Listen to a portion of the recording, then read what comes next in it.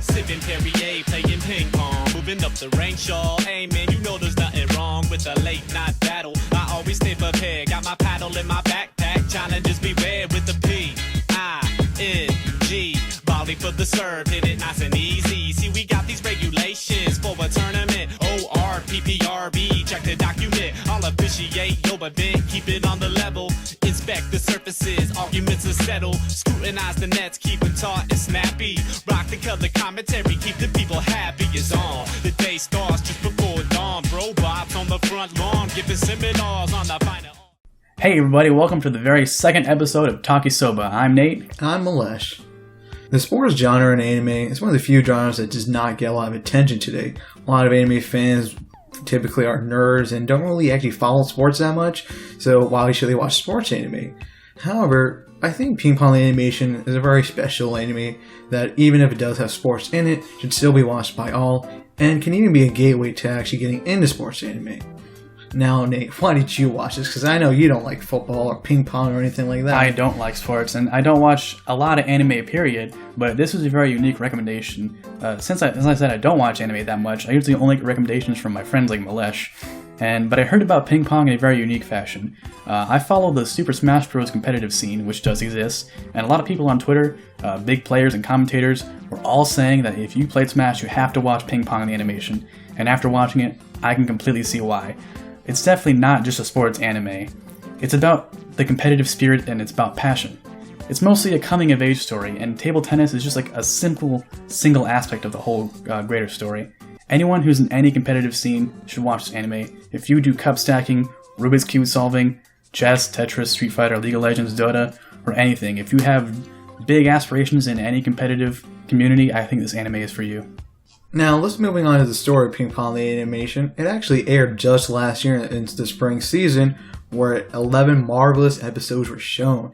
Now, you may be thinking, 11 episodes isn't a whole lot for any anime, let alone a sports anime, which typically a lot of sports anime today are 12 episodes but may have a second season, or they're actually 24 or 26 episodes in one season.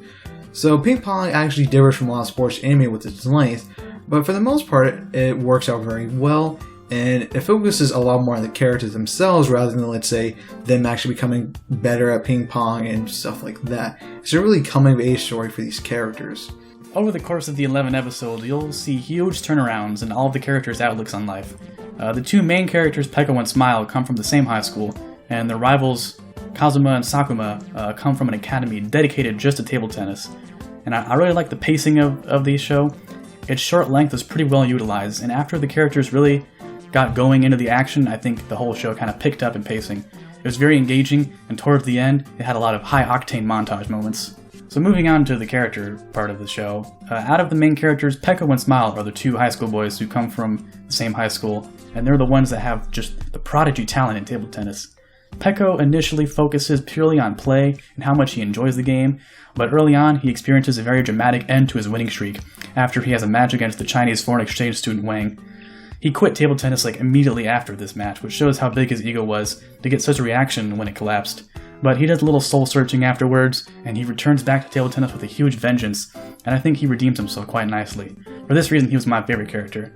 Smile, on the other hand, is very cold and calculated, and he's seen as a robot by others.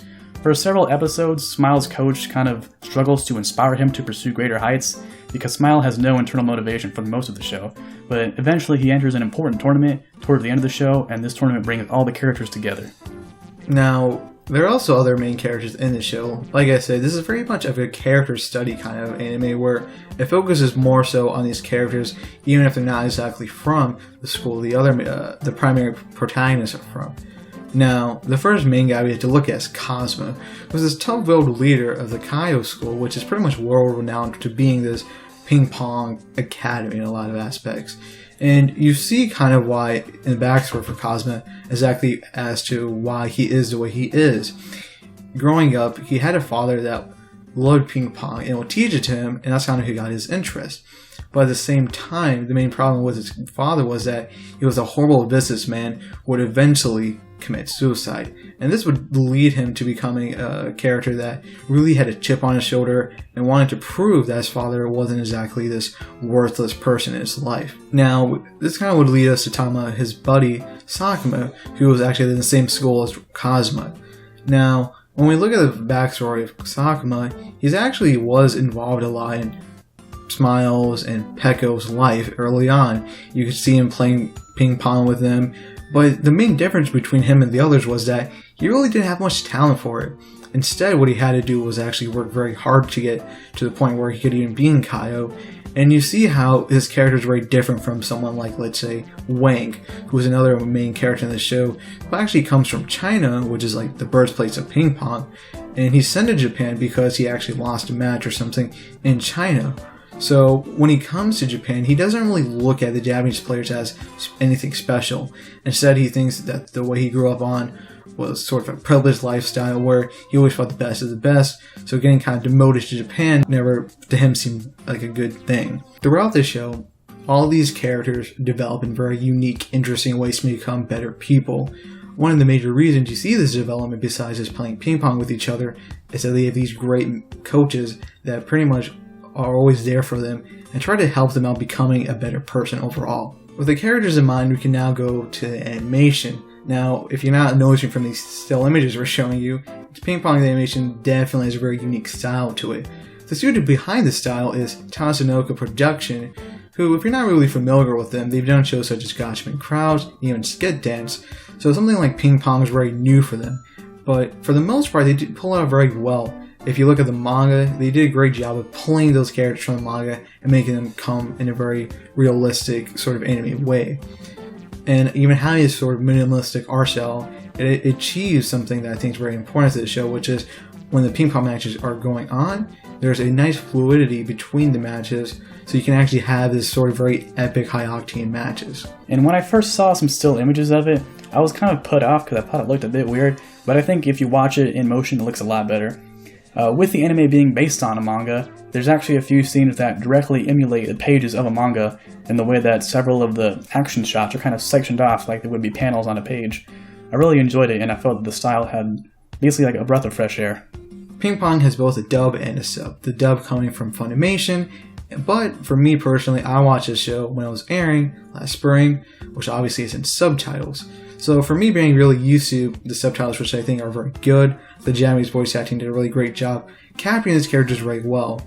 I also appreciate the fact that for the one Chinese character, Wang, he actually spoke Chinese. And that might be one of the reasons why now the Japanese crowd were really into the show, because, fun fact, Japanese people do not like reading subtitles.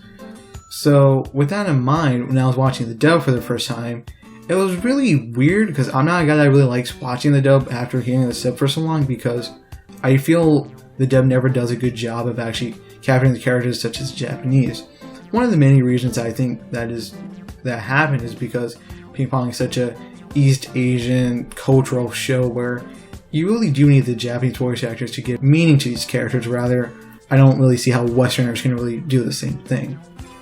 Now, the soundtrack for the show is actually very solid. I really enjoyed how each of the characters had their own different theme that matched their character personas. For example, Smiles is a very robotic character throughout the show, and the theme whenever he plays ping pong matches is a very electronic, robotic theme he has. So when we look at Pecco, who has a very childish nature, he's very happy, outgoing, his theme when he plays ping pong is very childish, happy, and the show does a really good job of using the OST to sort of emphasize the important moments of the show, along with the character's themes himself. And the opening is very interesting because it's this very hard rock in your face that really pumps you up for the actual show itself. And the ending is a very direct contrast to it, where it's just more of this upbeat EDM song that kind of in a way makes you kind of reflect on how your life is and the development in the episode you saw. Heading on to the part about the dub, I also agree that the English dub was really not as good. This was the very first show for me where I had seen the subs before I watched the dub release, and even though I personally prefer dubs since I don't watch a lot of anime, for the first time I can see why a lot of otaku people say that subs only is the way to go, because the original tone and the personality of the characters is simply lost in the English dub. I thought the voice acting in English was just not very well casted.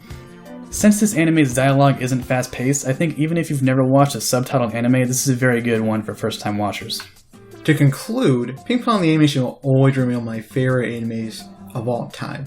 And fun fact, it's actually one of the first times I've ever rewatched the show. It really made me realize just how much I love these characters like Wang and Smile. And I really appreciated watching the show again to sort of see the characterization that was just fun watching again. If you're looking for a show that's excellent character development and potentially a gateway to getting into sports anime, you really can't go wrong with Ping Pong the Animation.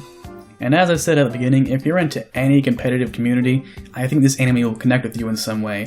While I don't personally have a lot of amazing talent or passion for the competitive games that I play, just being a spectator of the Smash Bros. Community, I thought this anime really hit home, as a lot of the characters in the show kind of reminded me of the players that I follow in the scene.